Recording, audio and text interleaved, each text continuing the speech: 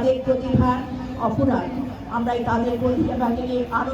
রাজধানীর মোহাম্মদপুরে বর্ণাঢ্য আয়োজনের মাধ্যমে প্রাথমিক শিক্ষা পদক প্রতিযোগিতা ২০২৬-এর উদ্বোধন করেন প্রাথমিক ও গণশিক্ষামন্ত্রী ডক্টর আ.ন.ম এহসানুল হক মিলন। আমি এখন আনুষ্ঠানিকভাবে আজকে এই প্রতিযোগিতার শুভ উদ্বোধন ঘোষণা করছি।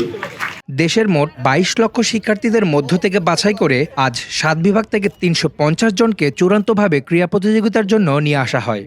এছাড়া উদ্বোধনে অংশগ্রহণ করেন দেশের বিভিন্ন বিভাগীয় ও জেলা পর্যায়ের প্রাথমিক শিক্ষা অফিসের কর্মকর্তারা। স্থানীয় পর্যায়ের জনপ্রতিনিধি ও গণ্যমান্য ব্যক্তিদের উপস্থিতিতে শিক্ষার্থীদের নানা প্রতিভা তুলে ধরা হয়। উদ্বোধনী অনুষ্ঠানে শিক্ষামন্ত্রী আরও বলেন, শিক্ষার মান উন্নয়ন করতে ২০২৮ সাল থেকে দেশের নতুন শিক্ষা কারিকুলাম চালু করা হবে।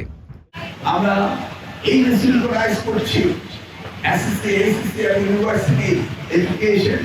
এখানে যেন ছেলেমেয়েরা বসে না থাকে এবং অযথা যেন কোচিং সেন্টারে যেতে না হয় এবং ক্রিয়েটিভ এডুকেশন, সৃজনশীল লেখাপড়া যেন তারা করতে পারে, সেই দিকে আমরা লক্ষ্য রেখে আমরা সিলেবাস কারিকুলাম আমরা তৈরি করছি।